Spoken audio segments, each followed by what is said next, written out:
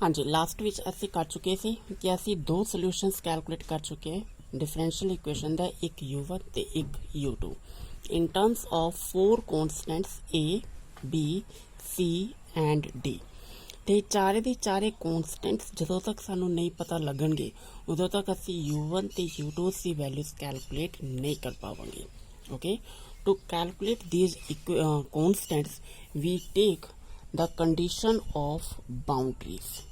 That means we are applying the boundary conditions in this equation, say 1 or you can say there is 2 or any name.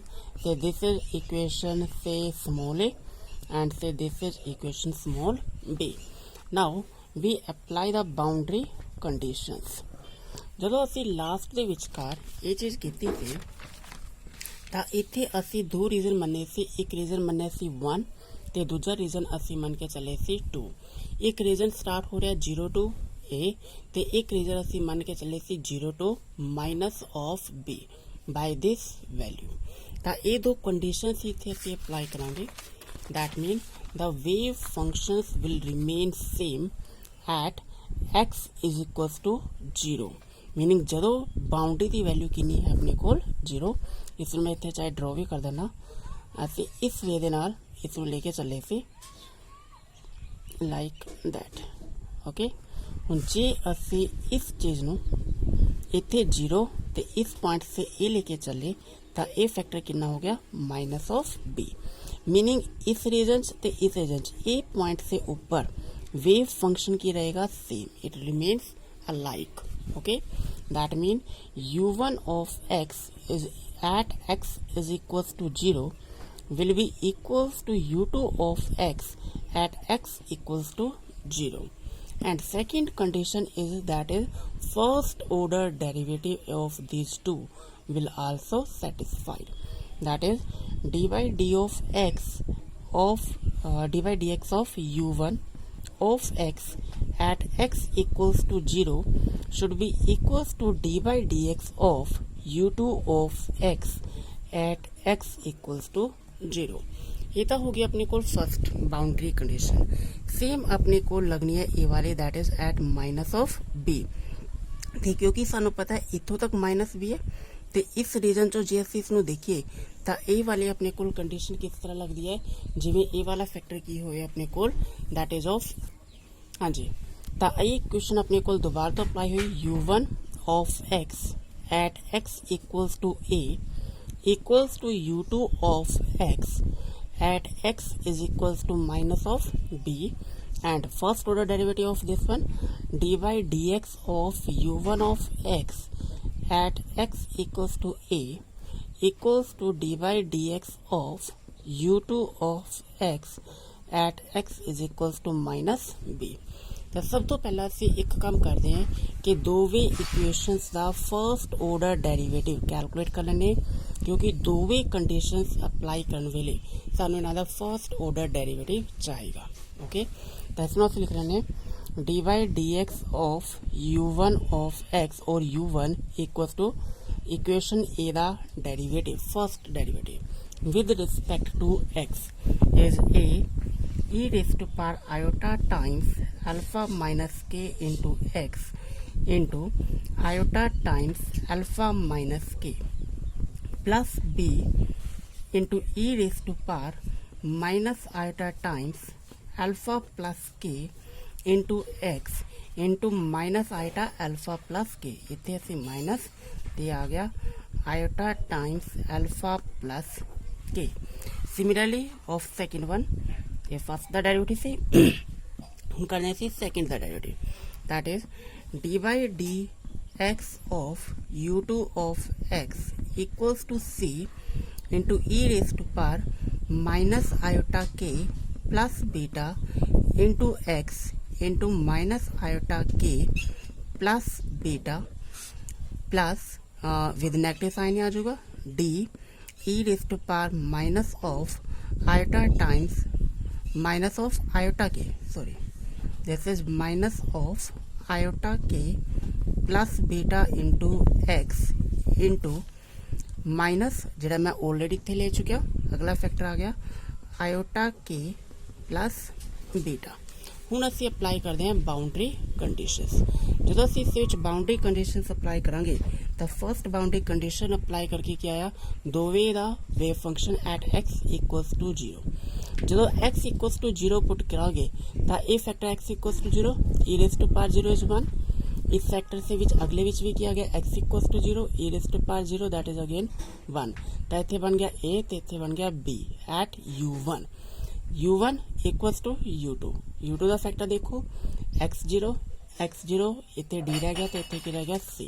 तो अपने को equation बन गई first boundary conditions तो बाद that is a plus b equals to c plus d। फिर this is equation star. Now हुण यही कंडीशन असीं अप्लाई करनी है किसी विच इन्हां दे first order derivative x equals to 0 से ऊपर। तो x इक्वल्स टू 0 असीं डेरिवेटिव ऑलरेडी पहला कर चुके हैं तो इन्हां दे विच x नूं की पुट कर दो 0। तो फर्स्ट अपने को टर्म बन गई a e raise to power 0 that is 1। इसनूं लिखण की जरूरत नहीं है, सीधा a into iota times alpha minus K minus of b e raise to power 0 that is 1 into iota times alpha plus K. ये तो है u1। हुण असीं लेवांगे D by D X of u1 हुण सैकेंड दे विच तो आ गया equals to c times minus of iota के plus beta minus of d into iota के प्लस बीटा, क्योंकि ये सारा फैक्टर अपने को बन गया e raise to power 0 that is 1। तो अपने को आ गई सेकेंड इक्वेशन से दिस से डबल स्टार। हुण x इक्वल्स टू a दे उपर ते x equals to minus b दे विचकार इस दे विच असीं दोबारा पुट करांगे x नू a ते minus of b।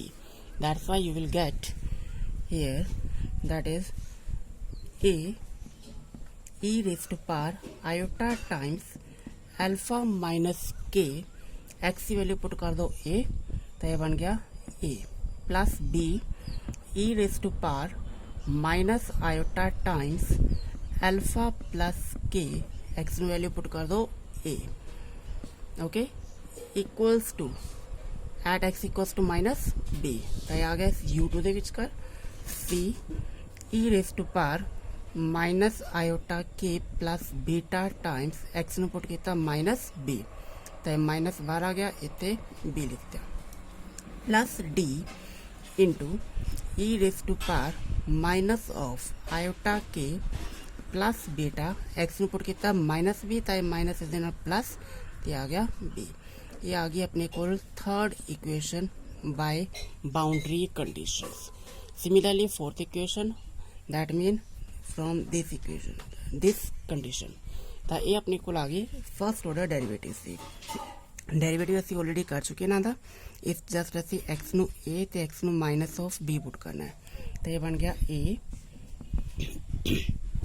e raise to power iota times alpha minus K into a iota times alpha minus K minus of b e raise to power minus iota times alpha plus K into a into iota times alpha plus K is equals to this complete factor पर इस विच असीं की put करांगे x नू minus b तो आ गया minus iota के plus beta times c e raise to power iota के प्लस बीटा टाइम्स एक्स नू पुट कर दो माइनस b।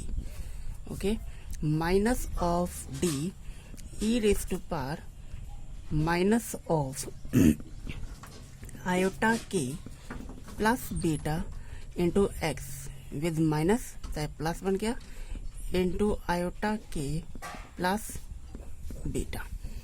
ये आ गई इक्वेशन 4 स्टार। तो इस तरीके दे नाल असीं 4 इक्वेशनस कंप्लीट कर लिया। हुण जे असीं चाहते कि ये अपने कोल equations non zero solutions provide करन तो सानू मैथ्स की बहुत वड्डी इंपोर्टेंट कंडीशन पता है जिहड़ी कि असीं मैट्रिसिस अप्लाई करते हैं that these 4 equations will give you non zero solution only and only when there determinant determinant of coefficients of A, B, C and D is equals to 0। Meaning की इस गल का कि असी एक नॉन जीरो सॉल्यूशंस लेने दे लई असी ये कह रहे हैं कि जेड़ा A, B, C, D चार कोफिशिएंट्स अपने कोल आए कॉन्स्टेंट है, इन्हां दे कोफिशिएंट्स का डिटरमिनेंट की होना चाहिए 0 दे बराबर। ठीक है, तो इस चीज़ को असी प्रोवाइड कर रहे हैं A, B, C, D। First equation दे विच देखो इन्हां दे कोफिशिएंट की है 1 1 1, तो फर्स्ट रो दे विच क्या आ गया 1 1 1। सेकंड इक्वेशन डबल स्टार दी उससे कोफिशिएंट्स ले लो। फर्स्ट अपने को आ गया ए दा coefficient iota times alpha minus K, second दे विच आ गया minus of iota times alpha plus K, then third विच माइनस आयोटा के प्लस बीटा, एंड फोर्थ दे विच आ गया माइनस ऑफ आयोटा के प्लस बीटा। क्लियर। हम थर्ड इक्वेशन से ले लिया उससे कोफिशिएंट्स ले लो, तो आ गया E raise to power iota times alpha minus K A, then E raise to power minus iota times alpha plus K A, then E raise to power minus अंदर लेके जाओगे ए प्लस बन गया तो बन गया माइनस का। Is it clear.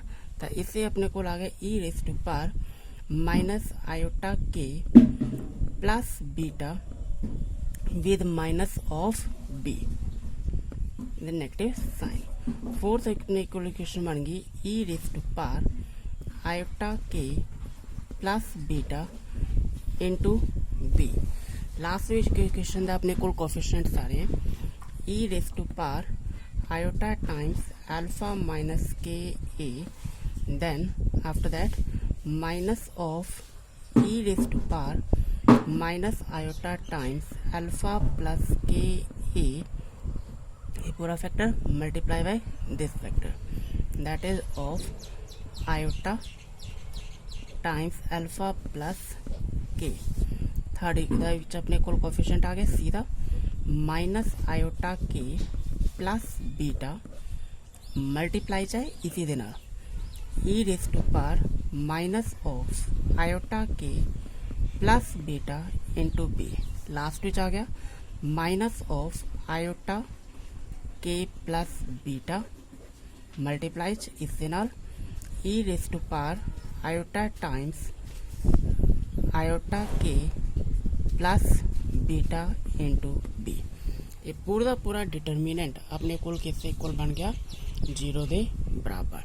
इस पूरे दे पूरे 4x4 मैट्रिक्स ਨੂੰ सॉल्व करन तो बाद ਤੁਹਾਡੇ ਕੋਲ जो रिजल्ट आएगा वो रिजल्ट की वैल्यू है beta square minus alpha square upon 2 alpha beta into sine hyperbolic beta B into sine alpha A plus cos hyperbolic beta B into cos alpha A is equals to cos of k times a plus b।